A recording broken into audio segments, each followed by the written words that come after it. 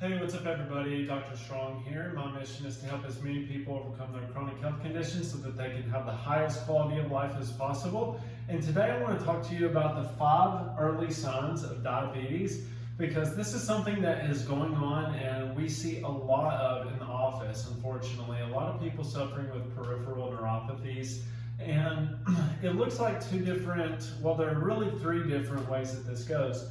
And they identify some early stages that are going on, and it looks like we can really impede and cut off that process fast and give them a higher quality of life, and so that they can avoid like any type of necrotizing fasciitis down in the lower extremities or in the hands, avoid amputations, those types of concerns. And overall, just avoiding having to take insulin shots every day, or having to measure their insulin or their blood sugar and being worried about hypoglycemic and being worried about how their blood sugar regulation is overall. There are a lot of other issues that come with blood sugar dysregulation or diabetes as well. And so I want to show you that there are just really 5 signs that you need to be aware of.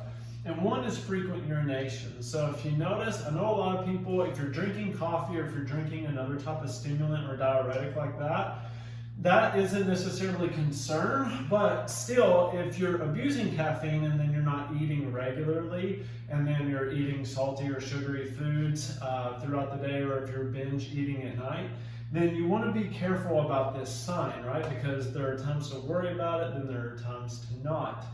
Most often time, if you're not regulating your blood sugar through diet properly, and you know that you have bad dietary habits, then this can be kind of that warning signal that's saying, hey, like there's something going on. You might want to get that checked out and just make sure.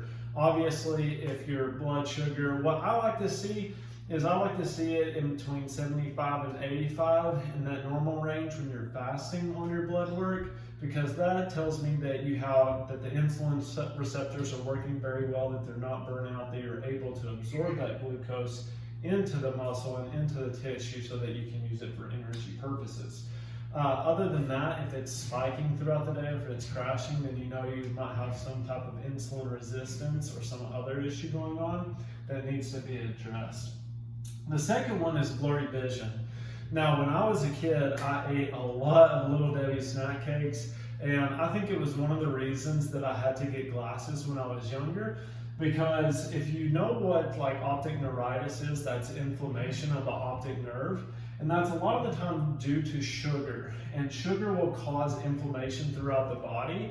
A lot of your chronic diseases now, even heart disease, is being linked to chronic sugar intake. You have diabetes that is very rampant, obesity, Alzheimer's, which is now known as top 3 diabetes if you didn't know that before. But Alzheimer's really affects, if you have anybody or a loved one affected by it, it affects the memory centers of the brain. And then you kind of just slowly lose your mind and your cognition. With that, blood sugar is very important to preventing that, and then also catching that early. If you're having trouble remembering people's names or what you did, if you're constantly forgetting where you place stuff, your car keys, your wallet, then you definitely want to be aware of like, okay, maybe I need to calm down, maybe I need to really work on my blood sugar and my diet a little bbit, because blurry vision can be a big one. If your eyesight is gradually declining over the years, you want to check and make sure that your blood sugars are regulated. Even getting an at-home glucometer can help with that, so that you can check your blood sugar. Now they have a bunch of different products now. You can use the one that goes on the back of the arm. It's really painless, and it'll check your blood sugar throughout the day to see how it's varying from different meals, which is really cool. So blurry vision, if you're struggling with eyesight or anything like that, you definitely want to be aware about how your blood sugars are doing and making sure that you're just checking that with your doctor appropriately. The third one is increase in thirst. So if you feel like you're constantly thirsty, like you can't just drink enough water, if you have dry eyes, if you have a dry mouth, if your skin is really dry all the time, then increased thirst can be an indication that this is known as like diabetes insipidus, but you want to be careful that your blood sugars aren't becoming uncontrollable and that you're doing things. I recommend most people to eat kind of like 5 times throughout the day. You need to drink at least half your body weight in water as well. It's kind of like another rule of thumb in order to optimize your health and have the best health possible so that you can prevent this. Number 4, feeling very tired. So a lot of people today were just going at 1,000,000 miles an hour, so I think that we associate feeling tired with being normal, which is actually abnormal. Now, there are multiple reasons that this happens. Most of the time I look at people's cortisol levels and see how that is regulated, because cortisol ties into your sex hormones, it ties into your thyroid hormone. There's a lot of things that cortisol will actually cause issues with over a long period of time. It's meant there to, if there's a tiger or something threatening coming at us, to fight the tiger or run away from it. But most of the time, that can look like our family, unfortunately. It can look like our boss or work, kids, whatever it may be. We associate with stress, so we're secreting cortisol. Doing coffee all the time will actually increase your cortisol levels, and it will cause issues with blood sugar regulation down the road. So, feeling very tired, if you're just lethargic all the time, there are a few things that you can do. I would suggest that, one, you check with your doctor, make sure everything looks good from a blood work standpoint. If everything looks good from a blood work standpoint, you definitely want to check like a salivary cortisol to see what your cortisol levels are. See if you're having any spikes in cortisol throughout the day. You definitely want to go back and watch some of my other videos about, okay, how do I balance my blood sugar? Am I eating appropriately throughout the day? Am I doing intermittent fasting too much? I see a lot of people crashing with intermittent fasting. I think it's good in the short term, but I see most people trying to do it on their own, and they end up messing up their insulin sensitivity. They end up messing up their blood sugar, and it just causes a lot of problems further on down the road.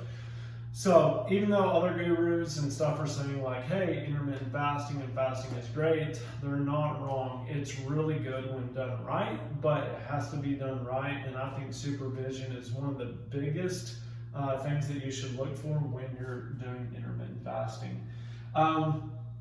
Then number 5, slow healing of wounds. So if you're noticing that you have like cuts on your toes and you don't know how they get there, or little ulcers on your toes or your feet and your hands, and the first sign is that you don't even realize that they're there, and then 2 is that they're taking a very long time to heal. A lot of the times, this sugar or diabetes will cause damage to the blood vessels, so you don't get as much blood flow to the extremities as you normally should. Now, when you have lack of blood flow, and like I said, that this is something that peripheral neuropathy is very common with, is that those nerves will actually start to die and degenerate. That's when you get the numbness and tingling in the hands and the feet, or the burning sensations. And a lot of people are struggling with that, and that causes a lot of issues. The good thing is that is reversible. It's 2022, and there are things that we can do now in order to prevent that and actually restore and create what's called angiogenesis, where we actually regrow blood vessels. That looks through like red light therapy, infrared therapy, and then electrical stimulation to help those nerves heal and regenerate. There are also supplements that you can take, like nitric oxide supplements, anti-inflammatories, in order to reduce this. Because you have to remember, diabetes is caused by sugar, and sugar is very inflammatory. So, an inflammation leads to almost all chronic diseases. So, how do we reverse chronic disease? The one thing that we know that we need to do is we need to knock out inflammation. One of the biggest things that we can do is knock out sugar. So you can kind of see how this ties back to dietary frameworks, and how, having good consistent meals with, low glycemic carbohydrates, doing really good fats, and then also, appropriate amounts of protein for whatever you're trying to do, can really help reverse these chronic diseases that we're seeing.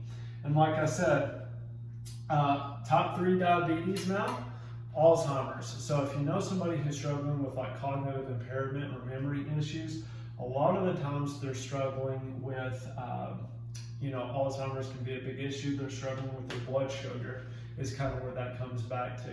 So you want to make sure that you're doing all that you can in order to stabilize your blood sugar to get the most bang for your buck and to really be healthy for the long term. So I know that was a little long-winded.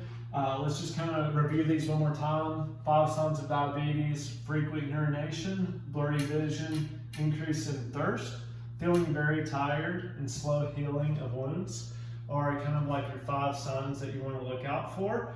And then all of this leads back to blood sugar. So I hope you found this helpful. Please like and subscribe. If you want to see more videos like this, please comment below. If you comment below, then I'll either send you a free book or I'll send you a free meal plan to help stabilize your blood sugar so that this won't be an issue for you.